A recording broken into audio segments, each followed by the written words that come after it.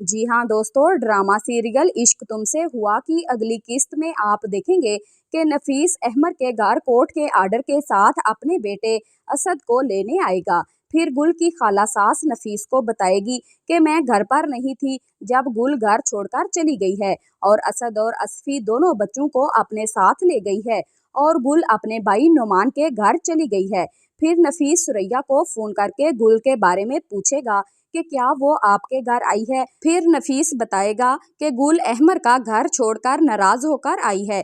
फिर आप देखेंगे कि सुरैया नुमान को बताएगी कि जब मैं नाश्ता बना रही थी तो मुझे नफीस भाई की कॉल आई थी और वो असद को लेने गुल के ससुराल गए थे और वहां जाकर उन्हें पता चला कि गुल घर छोड़कर चली गई है और असद को भी अपने साथ ले गई है। फिर गुल का भाई नुमान गुल से कहेगा कि गुल, इतना सब कुछ हो गया और तुमने आज तक अपने भाई को कुछ बताना भी मुनासिब नहीं समझा। तुम्हारा भाई हमेशा तुम्हारे साथ है, तुम्हारा भाई तुम्हें कभी अकेला नहीं छोड़ेगा।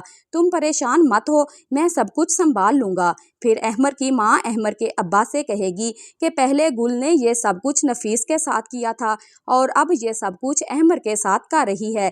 पहले नफीस को छोड़कर मेके चली गई थी और अब अहमद को भी छोड़कर अपने मेके जा बैठी है और दोनों बच्चों को अपने साथ ले गई है। फिर आप देखेंगे कि अहमद गुल को मनाने के लिए आएगा और गुल से कहेगा कि गुल घर वापस चलो। गुल कहेगी कि मैं घर वापस नहीं जाऊंगी, मैं अब दोबारा गलती दोहराना नहीं चाहती।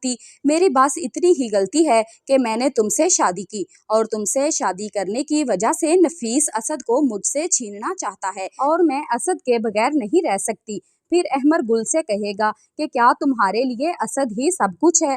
क्या मैं और असफी तुम्हारे लिए कोई मानी नहीं रखते? वीडियो देखने का शुक्रिया।